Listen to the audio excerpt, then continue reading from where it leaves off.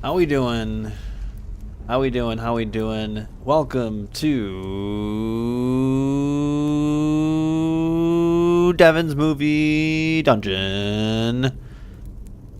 That's right, folks. We're back with another episode, another stream of Devon's Movie Dungeon, where I, Devon, yap in my dungeon about movies, films. What's the difference?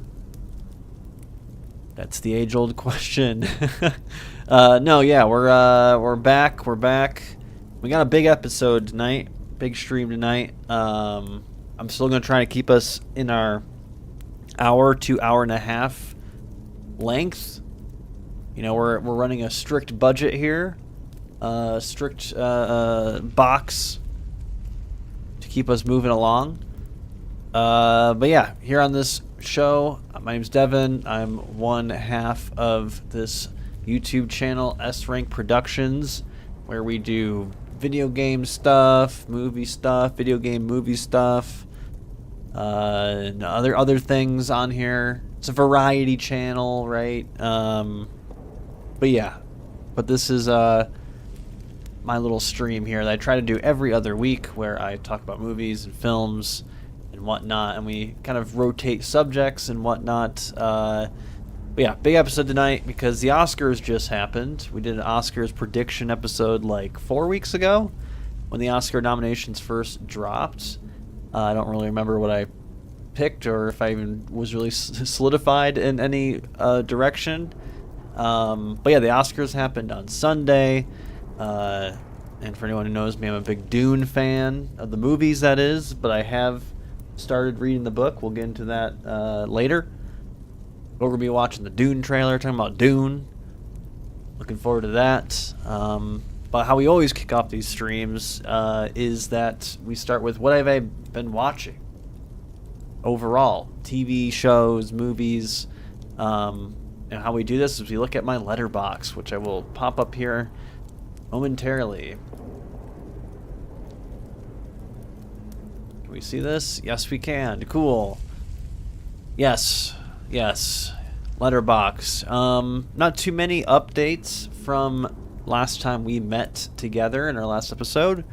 Last episode I talked about Zombie there with my Fulci, however you say his name. Italian horror director.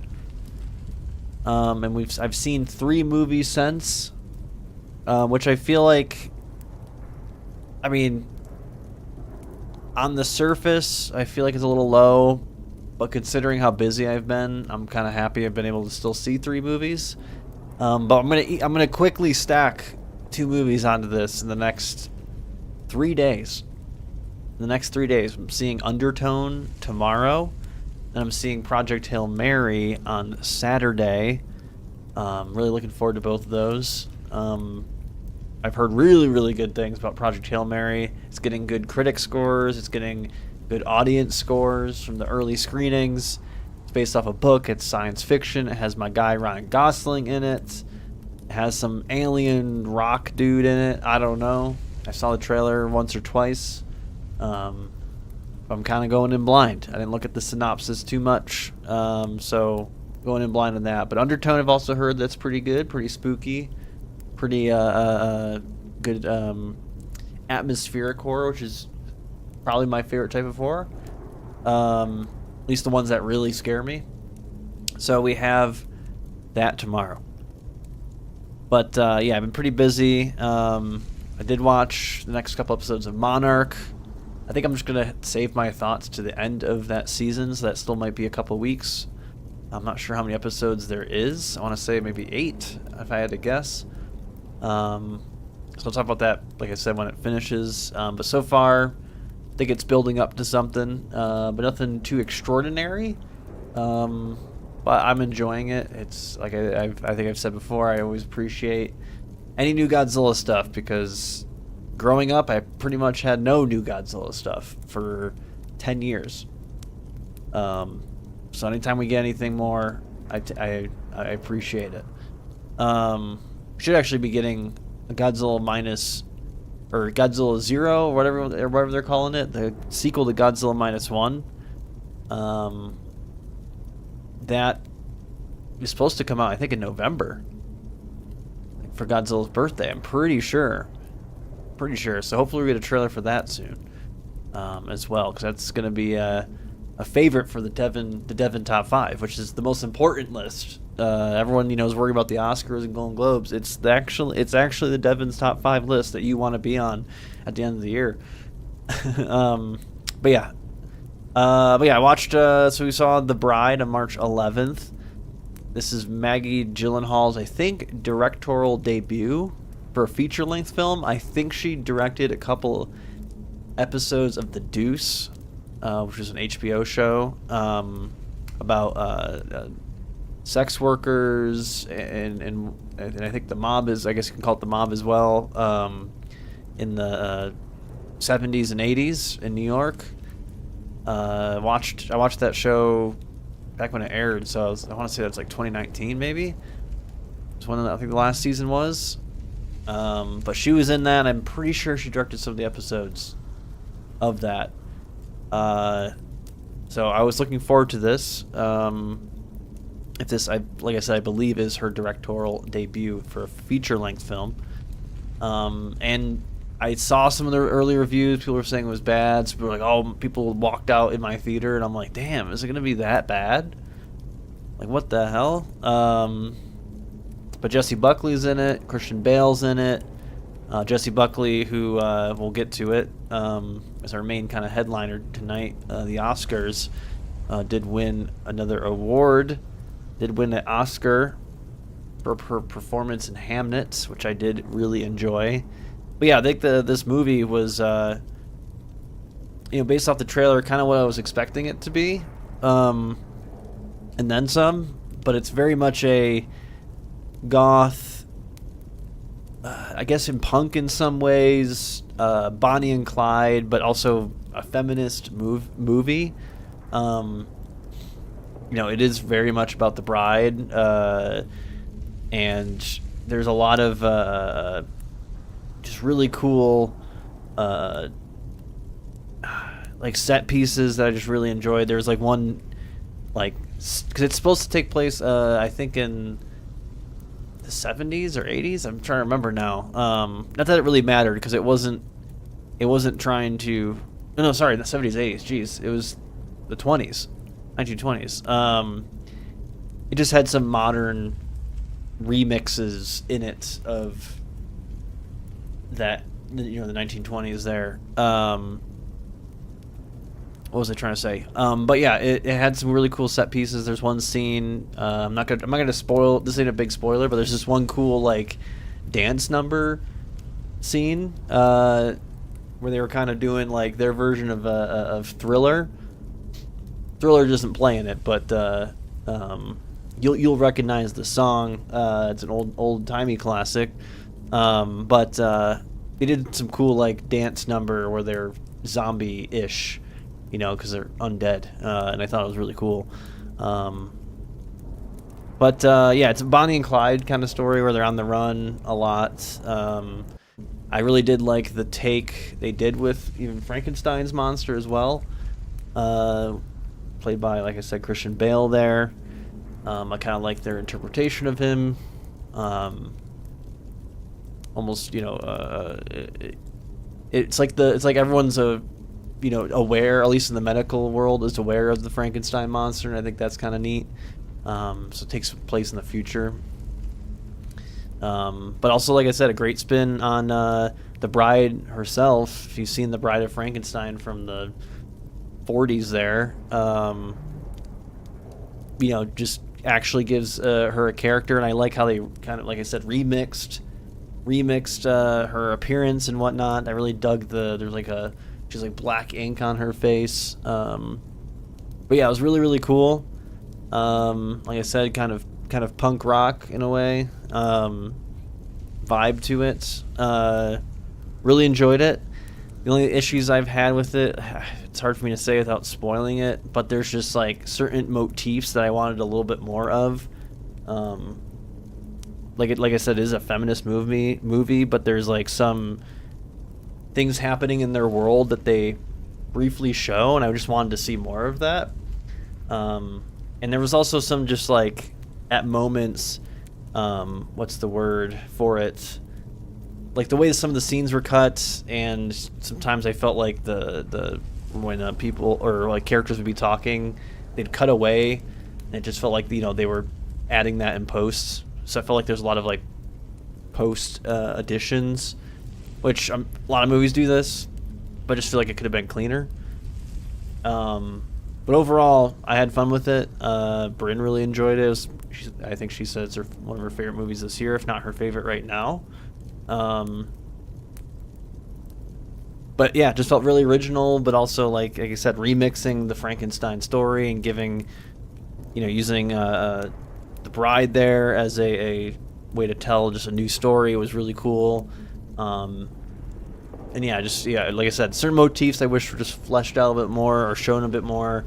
I felt the ending could have been just a little bit, I don't know if grander, but just like it felt like at the end there they kind of just try to get it to a conclusion of some sort. But overall, like very solid film if you're into horror movies, but like not in you don't want to watch something that's specifically scary, but just like you like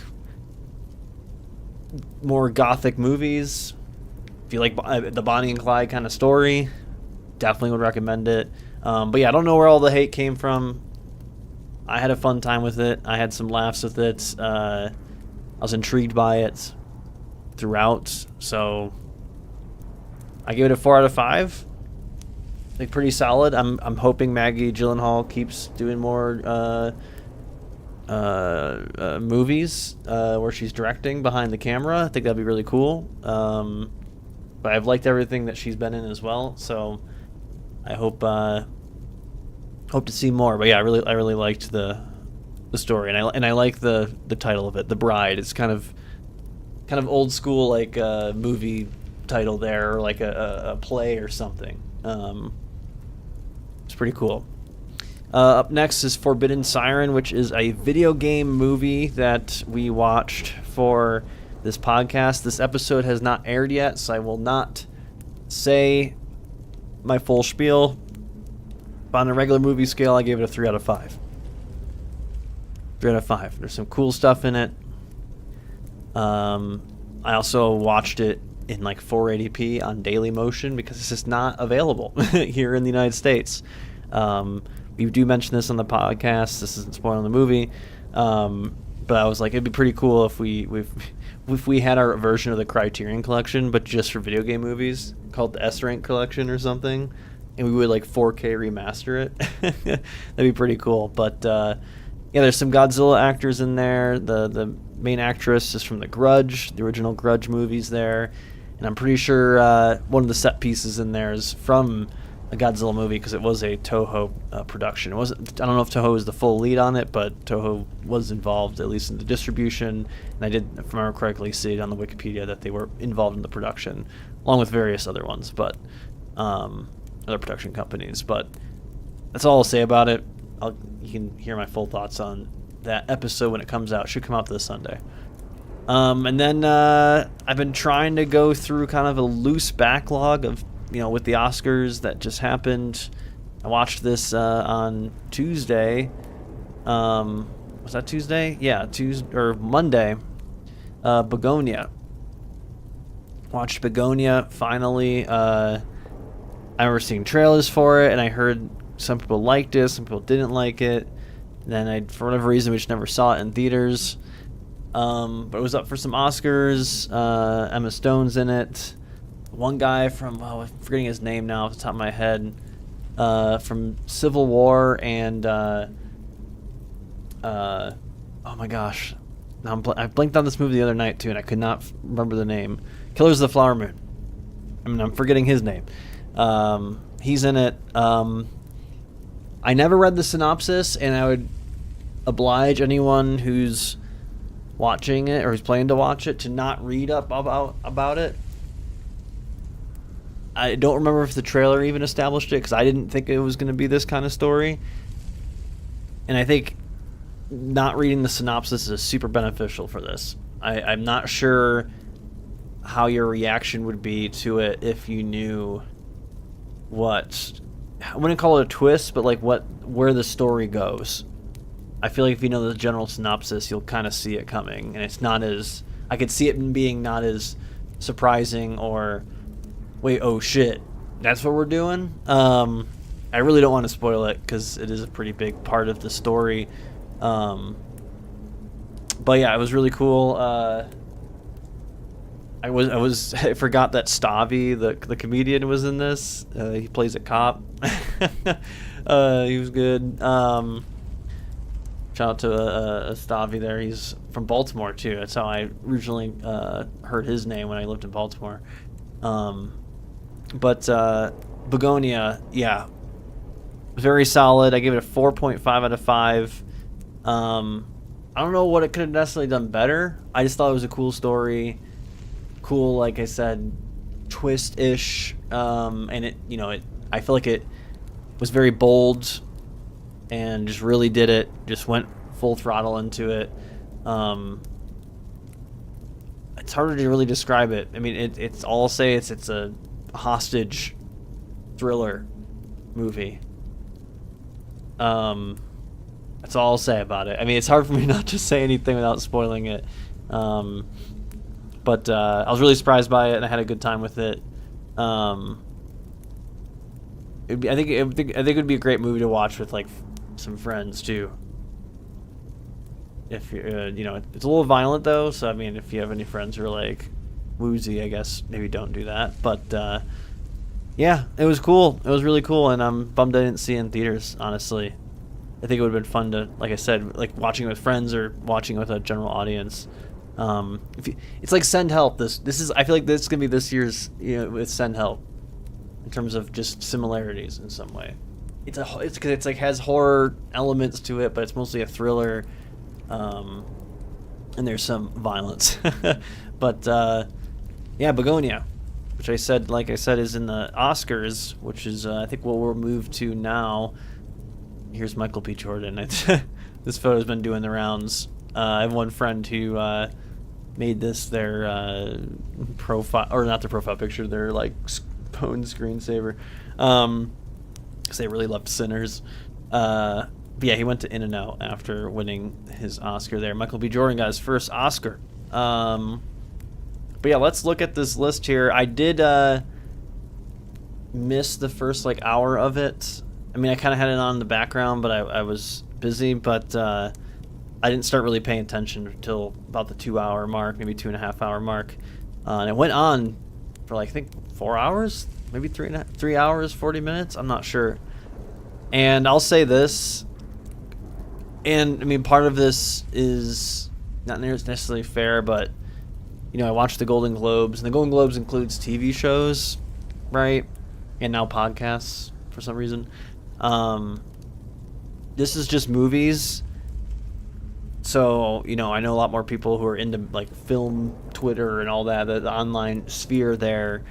They always talk about the Oscars. Like, Golden Globes are good, but Oscars is where it's at. And this is, I think, my first time really watching the Oscars in almost in entirety, or at least really paying attention to it. And I really loved the Oscars a lot more than the Golden Globes. Golden Globes was really fun, but I think, like I said, this is unfair to it, but I just think having the TV shows there and the podcasts, like that kind of, like I just wasn't as interested in it, or just didn't have the knowledge necessarily to keep up with it. When this was like, specifically about movies, and it really celebrated the movies this year. Conan O'Brien was the host. I think this was the second time or third time hosting.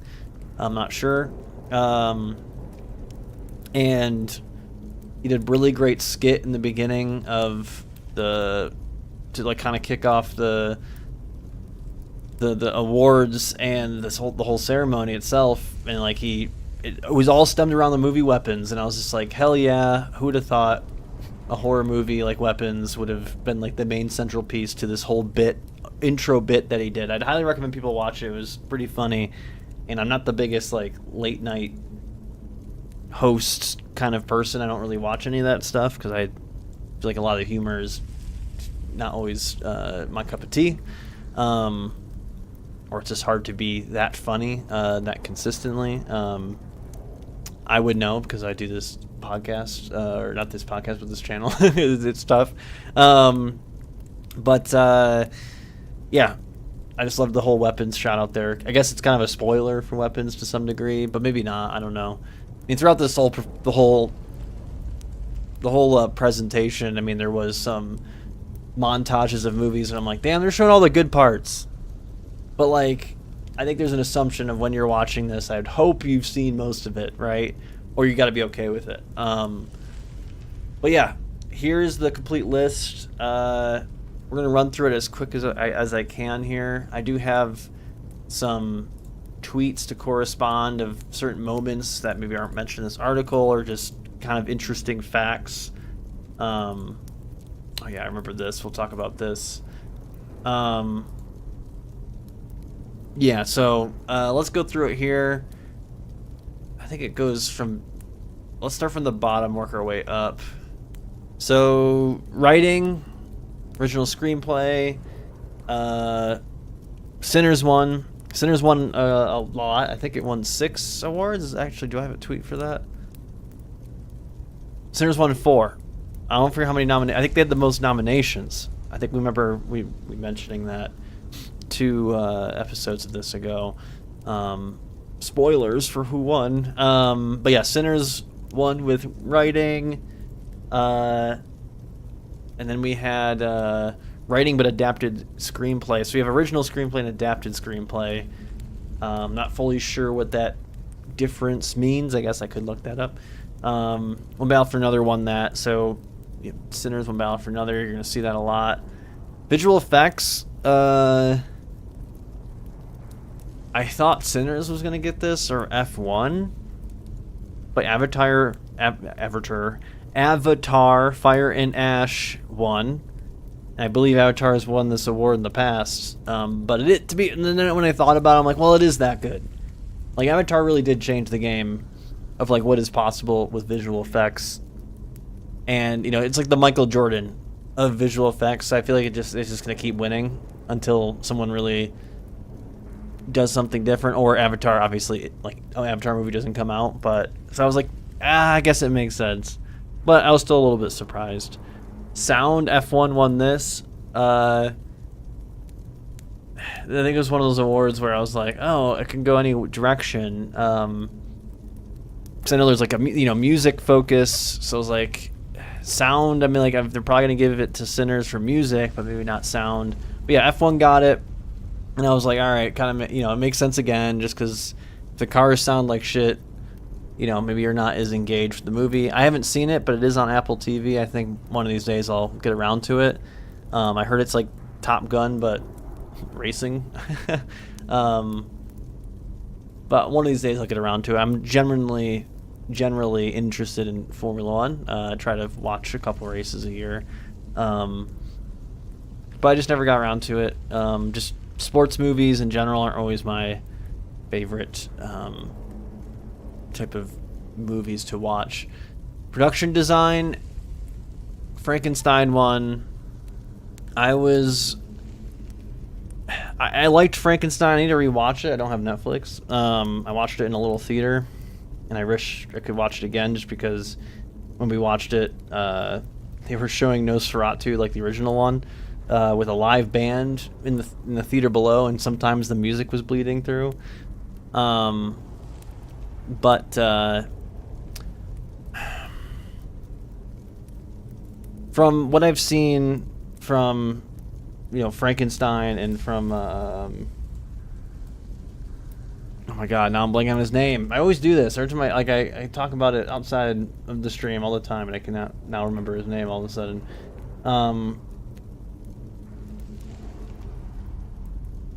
Holy shit. Oh my god, I have to Google it, even though I know what it is.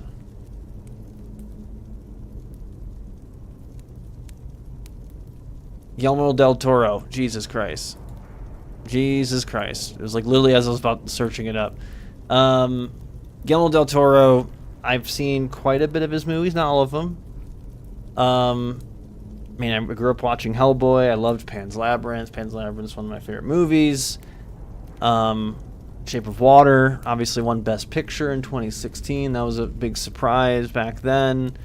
And I did like the set pieces in this. There's some really cool set pieces in Frankenstein, especially Dr. Frankenstein's lab and stuff. But unfortunately, some parts of that movie just had that Netflix look. And you know what I'm talking about when you see it, whether it just looks overly green screened or whatnot. And I feel like that should be should be a part of the conversation for production design, like if you're using green screens and whatnot. But it's fine. I'm like not too upset about it or anything like that. But I was just like, man, I feel like there was like it looked visually cool in the interiors and the sewers and all that stuff that were in that movie, but there was definitely some scenes that took me out of it a little bit because of the use of visual effects. But I don't know how particular they are in that. I thought maybe Sinners was going to get it just because of, they have a big set piece with the barn that's in that movie. Hamnet also had a lot of like great interiors and period piece homes from Shakespeare's time that was really, I thought, looked great.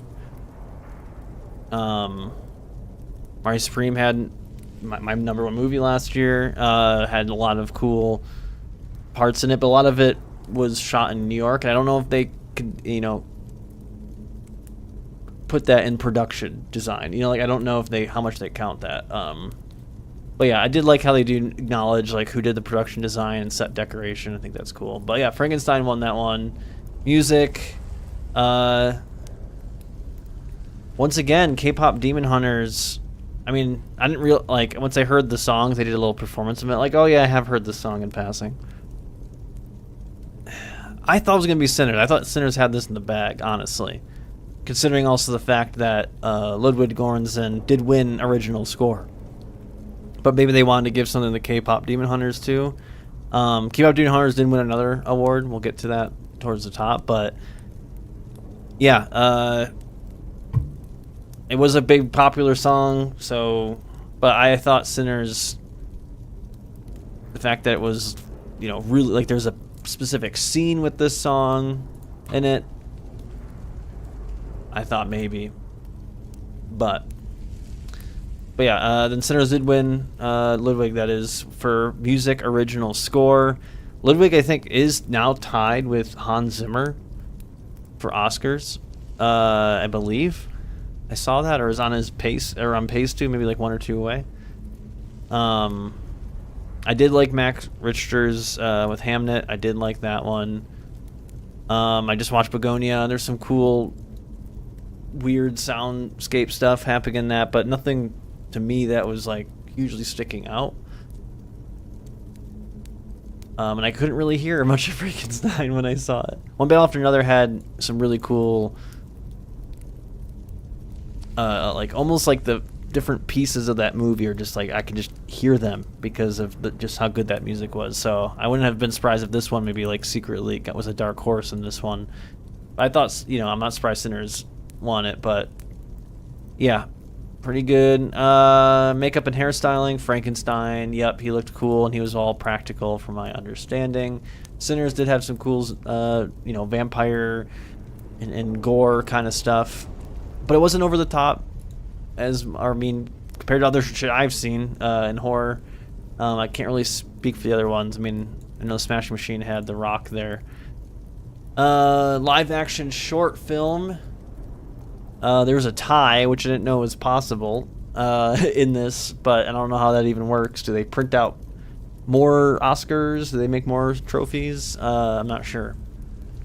But I haven't seen any of these. International feature film.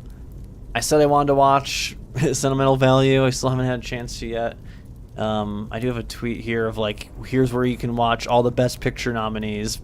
So you have Peacock, Apple TV, Netflix, Peacock, rented by HBO Max, Hulu, rented by HBO Max, Netflix, just to show how tough it is even to see some of these movies if you don't have access to every streaming service.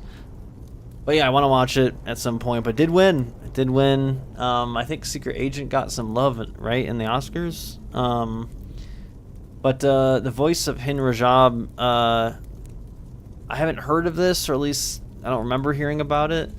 And I looked it up, and it is a Palestinian, or a movie about a Palestinian girl. So it follows the Red Crescent response during the killing of Hind Rajab, a 6-year-old Palestinian girl, by the Israel Defense Forces during the Israeli invasion of the Gaza Strip. Yeah, it sounds... I'm interested in watching it, but also sounds very sad and terrifying to listen, like, to, you know, go into it like that. So we'll see. And then I did see randomly that there was Palestine 36 is being shown in select theaters. I might try to see this one, because this one's a you know, not a what's the word? Not a documentary, but a oh my god, I'm like blanking. So I gotta stop doing these streams so late. It's it's based off true events. That's what I'm trying to say. In 1936, Palestinian villages revolt against British colonial rule. Youssef navigates between Jerusalem and his rural home amidst escalating unrest and pivotal moment for the British Empire. But yeah, Liam Cunningham is in it from Game of Thrones. But I saw that he said this movie was coming out. Anyways, little side note there. But a lot of people said this was really good, and actually I saw it pop up. What tweet is it? Of course, now it's gonna reload all these. Yeah, it's this tweet here where it's like best picture winners according to Letterboxd, IMDb, and the Academy. Highest rated films that received at least one Academy Award nomination for all these. And the voice of Hind Rajab, I didn't, like, top movie 2025 on Letterboxd and IMDb. So I definitely feel like I have to watch it. Like, if it's the audiences are, you know, raving about it. But yeah, wanted to shout that out because it was mentioned. And actually, Javier Bardem did come out for one of the awards. He was wearing a No to War and pin, which he also did in 2003 for the against the, you know, war on terror. So he wore it again, but I'll just play this quick. No to war. I'm free Palestine. This is like the only really big like directly political moment, which I wasn't too surprised there wasn't more. Because a lot of these movies are political that were up there. I don't think they necessarily have to always have a message that they need to physically say. They can let their art speak for it, right? But he's a real one. Gonna be in Dune again. Let's go, baby. But yeah, we love him. Keep moving up here. Film editing, One Battle After Another won this, and I pretty much agree with that. Even though I would have been happy if Marty Supreme would have won. We'll get into how my GOAT Timothée Chalamet did take some L's this night here. We'll briefly get into that later. But yeah, my number one movie didn't get nothing at the Oscars, unfortunately. But to be fair, One Battle After Another had some very good editing. But I will say Marty Supreme did have some pretty good I think very good editing in it to keep the pace of that movie. And yeah, hell yeah. Documentary short film, All the Empty Rooms, which I think was about, I didn't see it, but it's about like a photographer documenting documenting the rooms of kids who were killed in school shootings. So another sad subject. Documentary feature film, Mr. Nobody Against Putin. That's pretty obvious what that's about. Then directing, Paul Thomas Anderson won with One Battle After Another. I was low-key cheering for Chloe Zhao with Hamnet, especially the fact that I think that day they announced that they're not doing the Buffy the Vampire Slayer reboot that she was supposedly, I believe, was attached to. I thought Ryan Coogler was going to win as well. I mean, this is a pretty solid award here. Like, it really could have gone anyone, but Paul Thomas Anderson won for there. Costume design, Frankenstein won. I would have liked Hamlet maybe to win there too, but Frankenstein, cool. Cinematography. This is where I thought One Battle After Another was gonna win. I was not surprised that Sinners won, but just like I thought One Battle After Another just had a little bit better cinematography and just had some really cool visual scenes in it.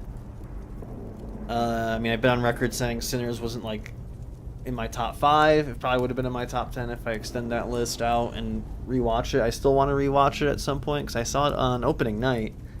But I wasn't like as blown away by it compared to other people.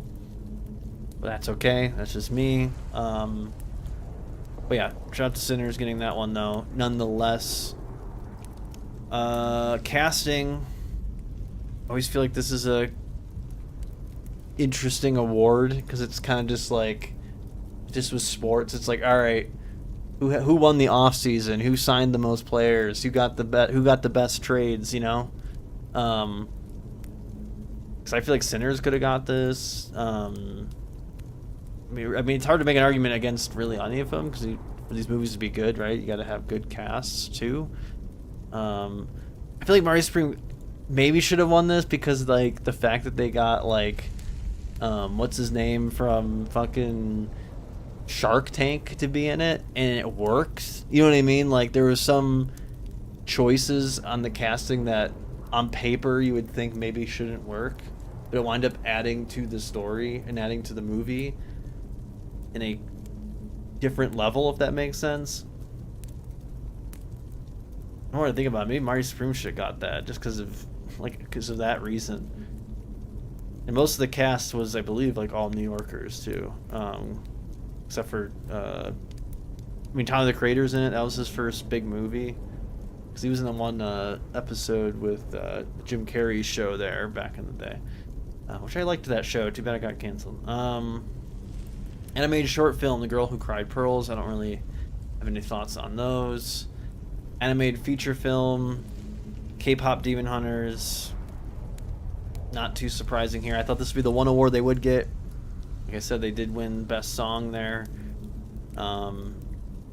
Yeah, this was like, I think, kicked off the night, I believe. And maybe we should have saw the tea leaves. The fact that, like I said, they had weapons as the main set piece for the opening bit there. Maybe that should have been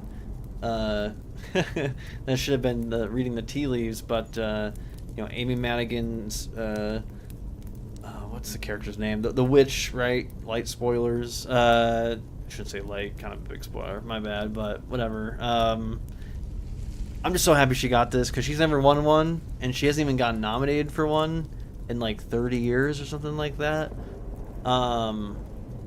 But yeah, she won it, and I think she was very surprised by it because I know she didn't get it for the Golden Globes, but she was nominated. So yeah, I think Tiana Taylor won in One Battle After Another, if I'm not mistaken, at the Golden Globes. But yeah, Amy Madigan, hell yeah, she deserved it. And a horror role. I don't think there's been. I think what's his name won for Silence of the Lambs might have been the last one, maybe, if I'm not mistaken. Then actress in the leading role, Jessie Buckley with Hamnet. Like I said, she was in The Bride, and she plays she was the main star, right, of that movie, and was very good in it. And I think I'm a Jessie Buckley fan now. I need to watch some of her other work. But the two things I've seen her in, great, fantastic. I'm happy she won. That. In fact, I don't have a tweet here. I just keep refreshing. Yeah, she closed the 2025 awards season with 42 awards for Best Actress for her performance in Hamnet. Like, that's pretty cool. If I was her, I'd hang this poster in my house. Be like, look at that. But yeah, Hamnet was really good. Sometimes I'm like, man, it should have been in my top 5. It was that good. Oh, yeah, when K-Pop Demon Hunters won Best Original Song, you know how the music plays, you know, for speeches and whatnot. This was towards the end of the night, but it's not an excuse. But like, it was really dramatic. I'd like to thank. Like, she just spoke for maybe like 20 seconds, and I'd like to thank. and as he was talking, they're like, boom. And even this clip doesn't do it justice. On my TV, it felt like someone just blasted it at 100. Like, it was... An award. Oh my god. Sorry. Award is about not... Yeah, did they... I'd like to thank. Yeah, it was just like they just jumped right to it. So she went for like 20 seconds. But yeah, I forgot to mention that earlier. Actor in a supporting role.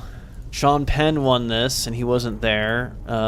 Film Twitter did not like him winning. The ultra woke Twitter, and I preface this by saying I'm not anti-woke.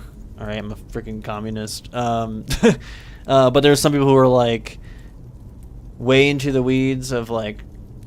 I know Sean Penn has a bad history with like Madonna and whatnot. So yes, but people were like saying like, "Oh, he doesn't deserve it because his character is racist." It's like, yeah, he's a villain.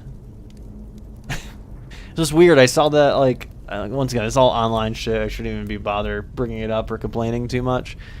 But it was weird to see some people be like, one battle after another, hate train.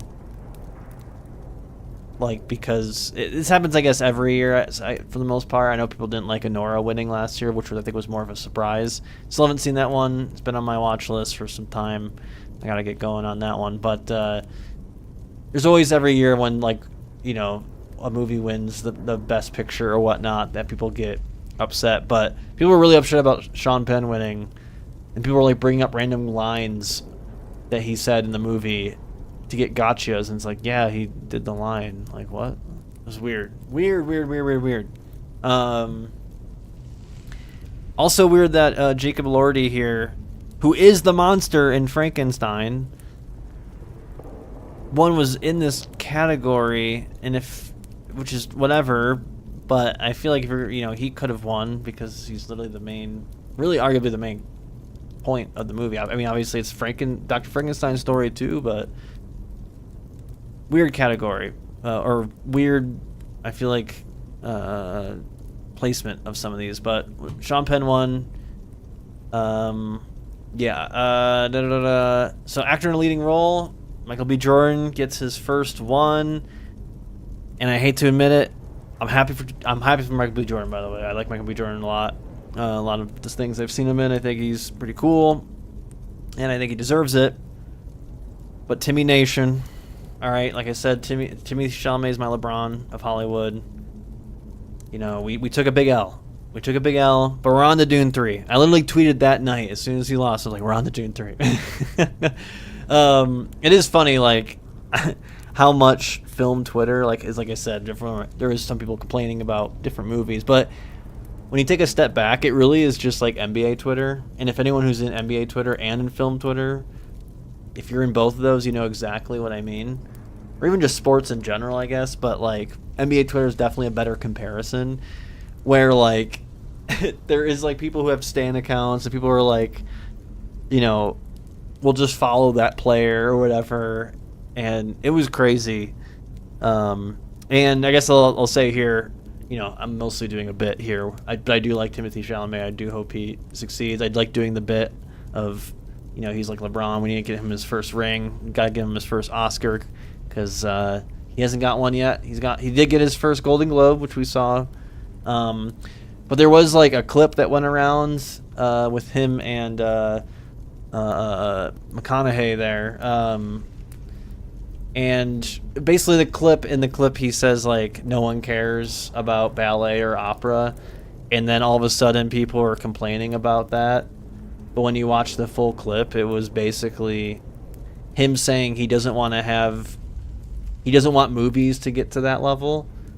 Like, and even in the moment he kind of realized how he said it was very like abrasive, and he quickly was like, oh shit, why did I say it like that? Took shots for no reason, I think is what he said. But people were just getting so mad, and this was like a week before, and people were getting so mad about Timothée Chalamet shitting on opera and ballet, even though I know half those people, probably 90% of those people complaining, have never gone to a ballet, period, let alone in the last 20 years, you know, except when they were maybe doing it when they were a kid. I've been to a couple operas. I actually like going to operas. I haven't done one like in Denver though. I'm assuming there is some, but I haven't really like looked into it. But I've done two of them in Vienna, the home of opera. I don't know if that's true, but I did see it in some old. I saw the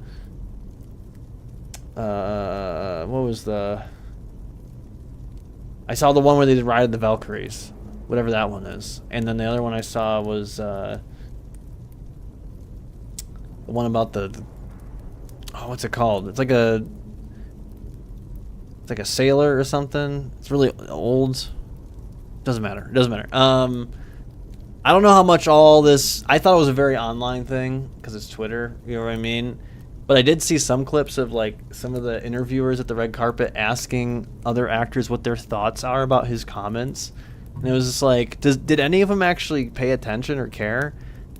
And some people have this theory that like that's why he didn't win, or like that's why Marty Supreme went 0 for 8 or whatever it was. I don't think that's the case. I just think the other ones just won. Like, you know what I mean? Like, I don't think it was really like that much involved. There was like a Conan, I think, did do like a reference to it or something in the beginning of the show.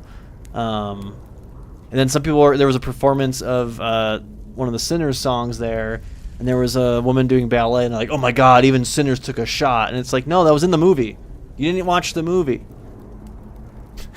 That was literally in the movie. So no, it wasn't a shot. And I also think I read that Timothée Chalamet's sister, who was at the Oscars, was in ballet or does ballet. So I don't know. I think his comments were like, yes, abrasive, but I don't think they were totally wrong, or like I don't think his point was incorrect. But regardless, I just want to bring that up because, as everyone knows, I'm part of Timmy Nation. All right, but we're on to Dune 3. I tweeted it, just like Bill Belichick, you know. Well, in that one Patriots game, he's like, we're on to Cincinnati. We're on to Dune 3. All right, Dune 3 for the Oscars. Dune sweep. Dune 3 sweep. But yeah, I'm kind of bummed, but it's, I think Michael B. Jordan, he played twins. I think that's really cool, and he deserves it. He's done a lot of cool roles, and he deserves to get one. I know some people really liked Ethan Hawke in Blue Moon as well. So Best Picture, which I think they changed this in the last couple years, is what I've read. But there's 10 movies here, which is a little crazy. I think the Game Awards makes it 6, right? I think the Golden Globes kept it at 5, I think. But one battle after another one. The way the night was going, I thought for sure Sinners was going to win. Like, the way the night was going in the order of events, I thought for sure Sinners was going to win. But it wound up being one battle after another. As much as I wanted Marty Supreme to come out of nowhere, didn't get any awards, but somehow come out at top.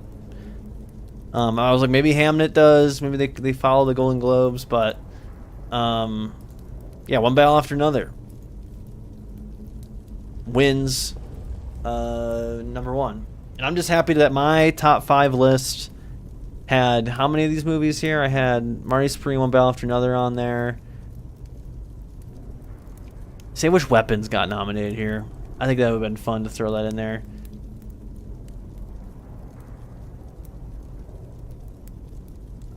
I haven't seen F1, but I just feel like we could have put weapons there. I haven't seen it. Though.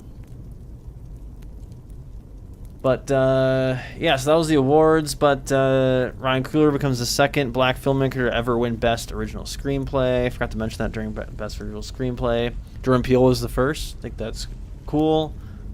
Here was the total like award tally. If you're looking at this like it's the Olympics, One Battle After Another got 6. Sinners got 4. Frankenstein coming in third. I was not expecting at all. I thought maybe we'd get 1 or 2 maybe, but getting in third place here with 3. K-Pop Demon Hunters another surprise with 2. Sentimental Value only getting 1 is kind of crazy with the amount of nominations they got. Avatar, Fire and Ash, Weapons. I'm happy. Yeah, Maddie got that one. Hamnet only getting 1. Just compared to the Golden Globes, like there was some changes here, and F1 got 1. It does suck not to see, like I said, the Marty Supreme, my number 1 movie, not getting on this list. That sucks. That hurts. Couldn't get just at least 1 on there. Couldn't get it on the scoreboard. It's like we got to the finals and we got swept, you know? But, yeah, it's interesting to see the breakdown. And then for the first time ever in Oscars history, horror films won 8 Academy Awards in a single night. Sinners, 4 wins. Frankenstein, 3 wins. And Weapons, 1 win. I think that's really cool. That should be another thing to celebrate. It seems the Academy is coming around on horror movies, or at least they felt it was a strong year to include them. I did see a take, though, on Twitter today. I don't have the tweet here, unfortunately, where someone pointed out, like, one positive that horror doesn't get, like, Academy recognition is that there's more freedom with it.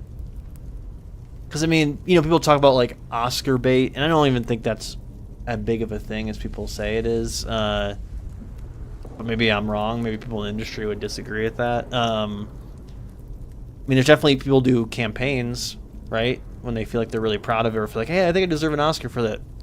You know, like there's been, you know, the production companies do big pushes for it. The marketing teams do big pushes for it. The actors do big pushing for it, because it does matter to them, right?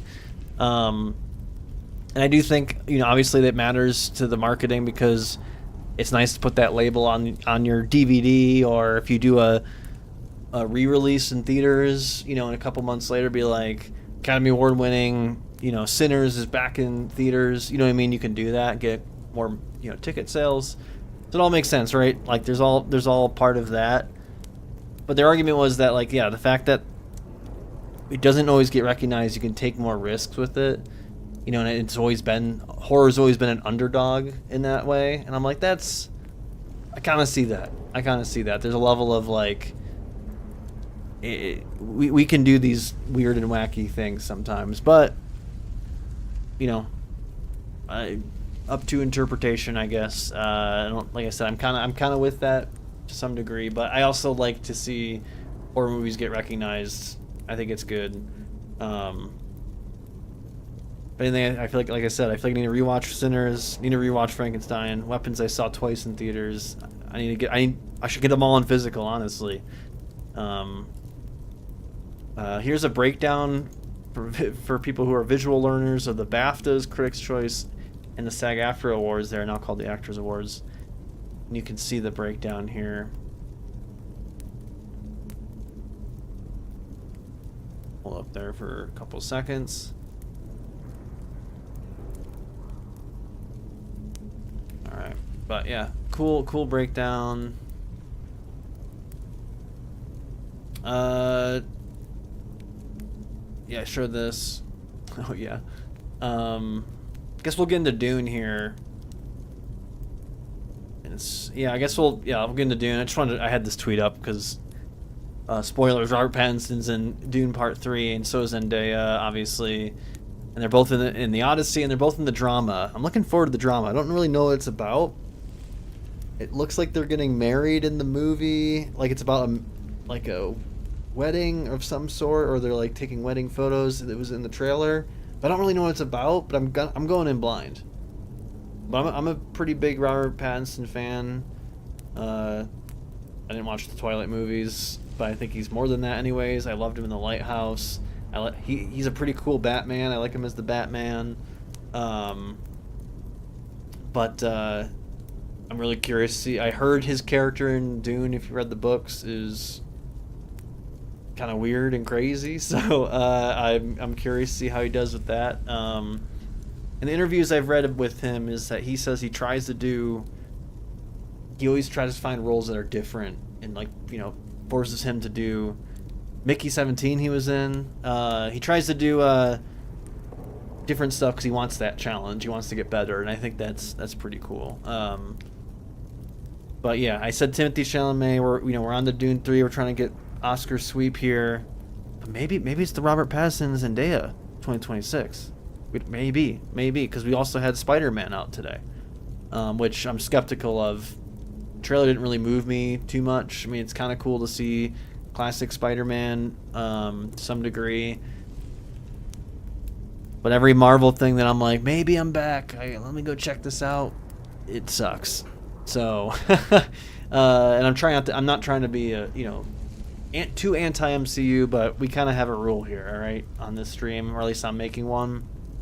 Yeah, well, we're gonna avoid MCU, okay? We're in the cinema over here, okay? As we get to one of the biggest blockbusters the last couple years here, and will be competing as of right now with the new Avengers, which I've been on record of saying I hope it kills Avengers. Let's end the MCU. You know, I think we're gonna get a grand finale for this trilogy here. I've been also on the record of saying I think Dune, as of right now, assuming this one lands and is epic and all that, is up there for me with, like, Lord of the Rings for science fiction. Like, I hope people in like 10 years will be like, "Yep, you had to be there in theaters." I already say that. Dune Part 2 was my number one movie 2 years ago.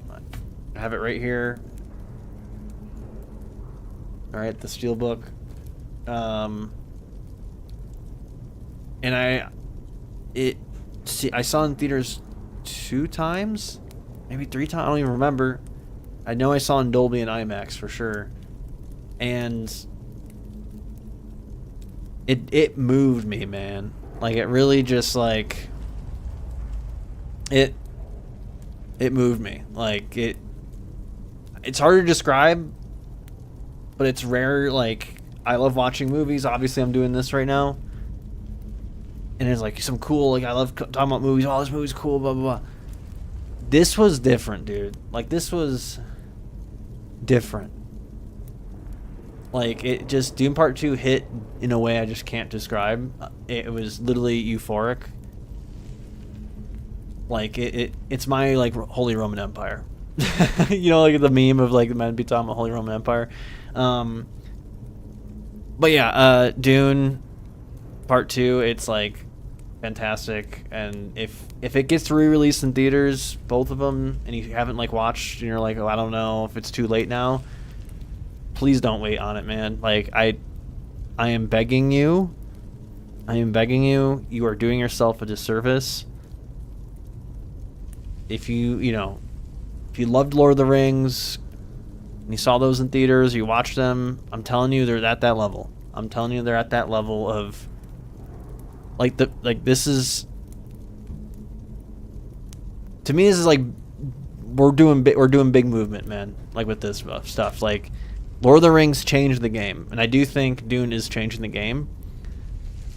And it wasn't until the third Lord of the Rings that it did get Academy nominations and wins, right? Like, really. But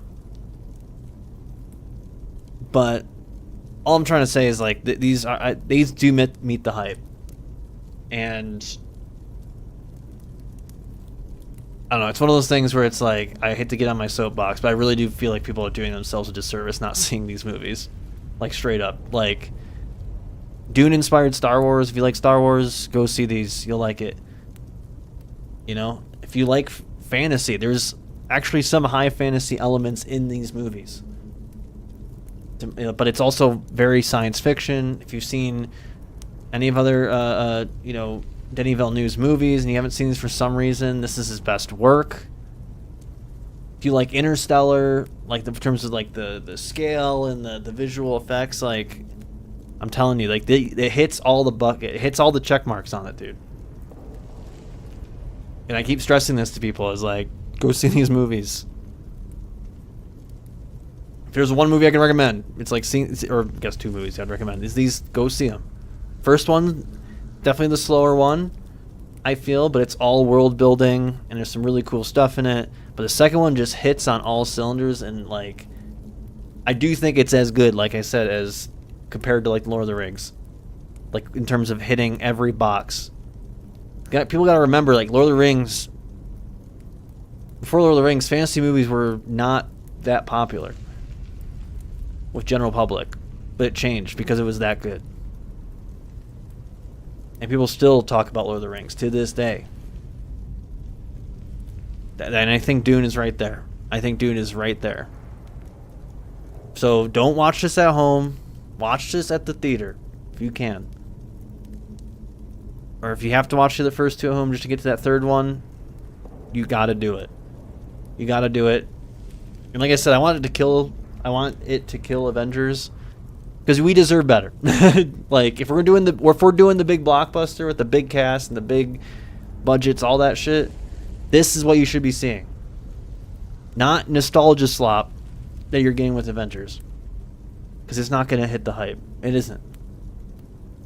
And if it does, I guess good for you, but I don't know about you all. I'm sick of the MCU. I've said it. Try not to say too much about MCU on this show, but I keep saying it. This is the real deal. And I'm doing extra homework. I'm gonna try to be a certified Dune fan because I bought these books. I bought all 6 of them of Frank Herbert's Dune books. When Dune Part 2 came out, because they were on sale, and I believe there's a sale going on right now. Of this same set. But my original goal was to read these before this one comes out so I can be even rewarded even more, because people are like freaking out about certain things in this trailer. Yeah, I was slacking on reading. I'm not the best reader, but I'm getting better this year. That was one of my things for this year. Sorry if you hear my cat playing with... What are you playing with? Oh, your little crinkle toy. Like a crinkly, whatever you want to call this ball. Here, go out there.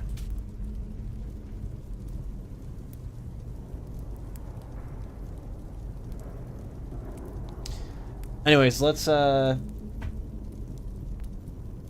actually did try to read this book when I was younger, but it was above my reading level at the time. But yeah, I'm trying to get back in reading, and I'm like, well, I'm giving myself a deadline to read at least, I don't know how much of stuff he's pulling from, because people say the first 2 movies definitely are in this first book. I'm not sure how he's going to do with the other ones, but I've seen basically kind of loose spoilers for like some of the other themes of the other books, or specific weird shit that happens in it. I heard it gets really weird. I'm hoping to get there. I'm just hoping to keep going, basically, with it. I have a lot of other books I need to read, too, but I have been enjoying it. I'm already... In 3 days, I've already read, like... What page am I on right now? 75? That's pretty good. Pretty good pace for me. That's old Devon. That's like 6th grade Devon right there, where I would shoot through everything. But let's watch this trailer. I'm unfortunately going to have to keep this volume pretty low, because I know for sure this one's going to get flagged. But we're just going to run through it. May the spice flow.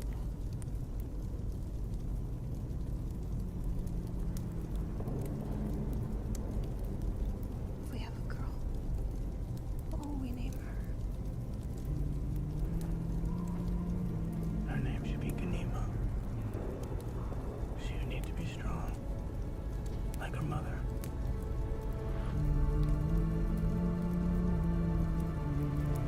What if it's a boy? I would name him Leto. Yeah, if you haven't seen the other movies, you're probably not gonna be like, what the fuck? I mean, a lot of this shit, I'm like, I don't know who any of these people are except for Leto. So he would have the wisdom of his grandfather.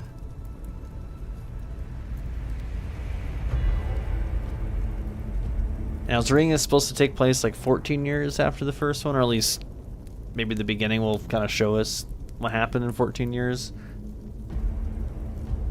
War feeds on itself.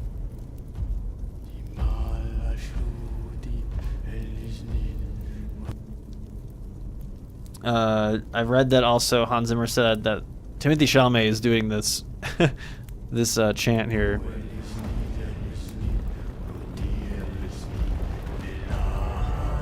Hell, this is where another like thing where Denis Villeneuve freaking excels at. If you've seen Arrival or Blade Runner, it's like just the spacecraft shit. I mean, it happens so quick, but just like the grandiose of it all, and it almost has that like painting look that you see from, if you ever look up like old science fiction like paintings and shit, or like something you'd see on the books. It looks straight out of that. It just looks so fucking cool. The more I fight, the more I do. Just The more enemies sets are fight crazy, back. dude.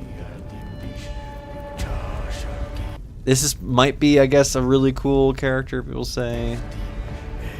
There's our boy. I'm doing the best I can to protect my family.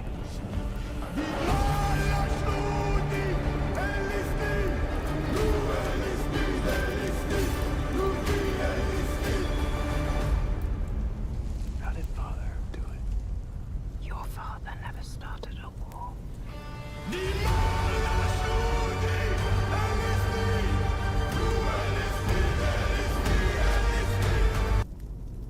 Like this shit, dude. Like the textures, like the clashing of textures almost. Like that is, I love, this is my shit, dude. If you can't tell.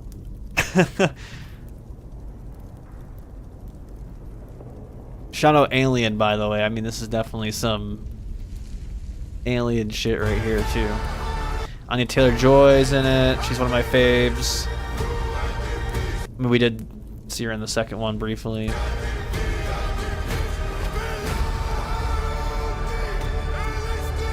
Florence Pugh, she's one of my faves as well. We have a crazy cast. I'm not afraid to die.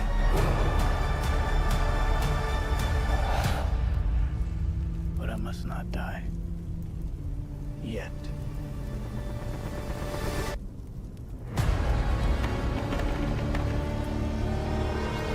I like the eyeball. Crazy cast, dude. So, I mean, someone mentioned this on Twitter, is like a lot of these are young stars, like, you know, my age, but still considered young. And it's like, maybe in 20 years we're gonna be like, how the fuck did we get all these people on this? And people did that with Avengers, right? Like, how many of them now, like, went off to do bigger, badder things? But this is the bigger, badder thing. But yeah, it looks cool. Like I said, I don't know too much what's going on. Outside, it looks like there's going to be some battles. Aha! Is this our chance? What is playing? Hold on. Is this our chance? Is this our chance? Aha! Is this our chance? It's from fucking Persona. Why? I put this on loop. Maybe I didn't. Whoops. Let's refresh some of this stuff here. Oh yeah, this is the, so this premiered on TikTok. I'm sure they got some deal for putting it on TikTok first. So it was a vertical version of the trailer, and then the one we just watched was horizontal. But this this is, the vertical is closer to the, or is the IMAX, top to bottom, right, length, but someone put it together so that you could watch it Girl, the true what do way. we name her? And I usually see my movies in Dolby just because I like the sound quality. But the IMAX theater I've been going to, at the newer theater that we go to, because Because the reason we wouldn't do IMAX half the time in our old theater was the seats were pretty uncomfortable. But these ones, this other one's really nice, and the sound is a lot better in that one. I still like Dolby for its sound a lot, and I will try to see a movie either in Dolby or IMAX. But I'm probably gonna see this movie in all formats. I'm gonna be real. I'm probably gonna try my best to see it. And if they do any re-releases of the other ones like they did for the first one, I'm definitely gonna see it. It was really cool to see Dune, the first one, again in theaters like a week before they showed the second one, and they had a little preview at the end with some of and the actors were talking about it. It was pretty cool. And maybe if they're gonna bring back the bucket, right? I gotta get one of those. But yeah, seeing this on IMAX was different, man. Dune Part 2, like I said, there's one scene where I legitimately was about to cry. Like, I was getting teary-eyed because the music was so fucking good and the visuals were so fucking good. I was like so fucking invested, dude. It was like I was there. I can't really, like I said, it's hard to describe other than that. Whereas like I was literally emotionally like, holy shit. Like, I'm watching this film. I'm in it. The only other movie that was close to that was Godzilla -1 to some degree, but mostly because I was like, oh my god, Godzilla oh my god. It was just like, so like Godzilla -1 is the best Godzilla movie ever made. And you just knew it in that moment, you know. I did almost I was moved by the Mothra remix or the Mothra song adaptation and Godzilla King of the Monsters, because my little kid version of me was like, oh my god, I love this theme. But really though, Dune, like, a movie hasn't moved me like Dune has, except for, like I said, Godzilla -1 is up there for me in terms of like a theater experience. But Dune Part 2, it was like, my mouth was like on the floor, dude. It's crazy. Brian K. Vaughan, who co-wrote the screenplay for Dune Part 3, I'm assuming he wasn't in the other ones, alongside Denis Villeneuve, and he's best known for writing Lost and Runaways, so that's pretty cool. There's another cool thing.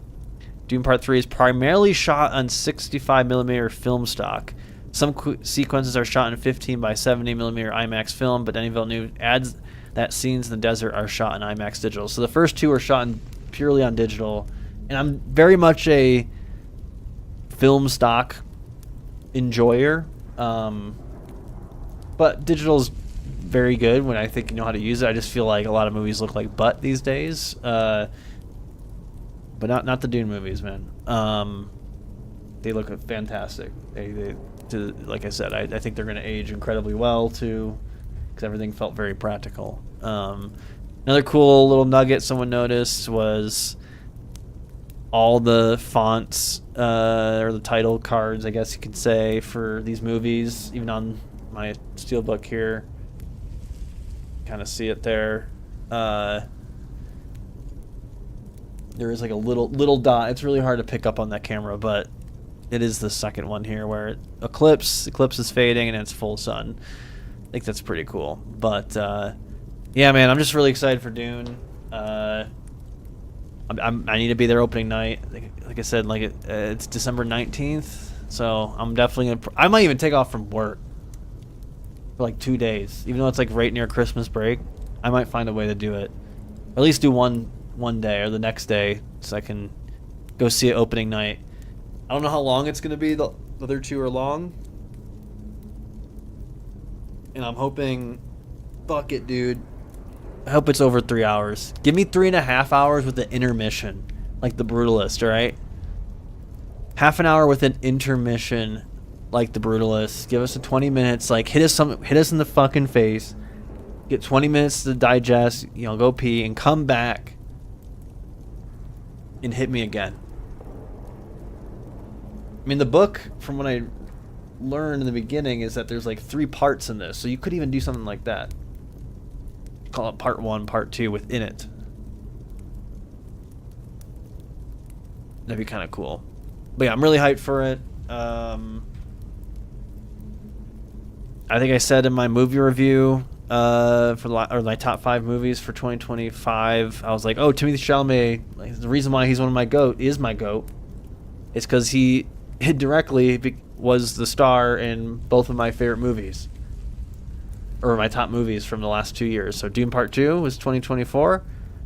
Marty's Premium 2025. I'm like, can he go for the trifecta? The pressure is on. The pressure is on. Can he go for the trifecta for the, like I said, the more important thing, which is my top 5 movie list? But some early favorites, you know, like just going off hype. We have Godzilla, -0 or whatever it's called. Probably November, I hope. Werewolf. Robert Eggers. We haven't seen anything much about that, but I think they're probably close to wrapping filming if they haven't already. I love Nosferatu. That was my number 2 movie 2 years ago. He's on to Werewolf. Can he do it again? He's definitely one of my favorite directors right now. So yeah, we have Godzilla, Werewolf, Dune. And every year there's always one surprise one that I didn't expect to get in there. We'll see what that is. Maybe Project Hail Mary, man. People are really hyped about Project Hail Mary. Science fiction is sick. I love science fiction. I need to watch more science fiction stuff. I still feel like I'm a noob. That's half of why I'm doing this podcast, is I want to look back at these episodes and be like, man, I was a baby cinephile. I don't even think I've earned that right yet. But yeah, there's a lot of shit that's on towards the end of the year where it's going to be, I think we're going to see, on my list in my head is going to go through. Last year, the list was a little bit more, it was still tough, but it felt a little bit easier compared to the year before, where I had Gladiator 2 up in there at one point but in there, and then Twisters was cool. I remember 2024 was a little bit harder. And I want that challenge. I want to be in December of this year after watching Dune. Hoping Dune's number 1 because it means it met the hype for me. But I hope it's a challenge. I really do. I think the last end of this year is gonna be big. And I hope it is because, you know, I love the movie theaters. I love the movie theater experience. I want people to go see the movies. I know the world sucks right now. I know the economy's fucking awful. And there's too many streaming services and all this shit. But I'm like, let's make it happen. Let's make it happen. Let's pull up. Save our money for December. At the very least. But yeah, I'm super excited. I don't know. Just like, this was a good week. I know the last couple episodes of this too have been kind of depressing with like corporate buyout, including Warner Brothers, which owns Dune. Yeah, it was a decent week, or decent. This was a decent episode because we're celebrating movies at the Oscars here, and we're hyped for what's coming soon. Yeah, I'm really looking forward to it, and I hope other people are too. But I think that's it. Like I said, I'm seeing Undertone tomorrow. And I'm seeing Project Hail Mary on Saturday. Looking forward to both of those. The better the movies, the more there is of them. Like I said, I want that challenge at the end of the year. I want that challenge to come up with my top 5. But yeah, I think that's it. I think that's it for me tonight. Thank you all for watching. I really appreciate it. Yeah, go check out Dune. Do it. Go do it. Or watch one of the Oscar movies. Like I said, I need to catch up on a couple. I need to rewatch a couple. But yeah, I'll see everyone next time. Thanks everyone. If you like this, subscribe if you want, if you care. It doesn't matter really at the end of the day. If you want to liking it also helps. Leaving a comment helps. Let me know what you've been watching, what you've been seeing, what you're hyped about. I'd be curious. But yeah. Thank you, everybody, and I'll see you next time, all right? Stay safe out there. Bye-bye.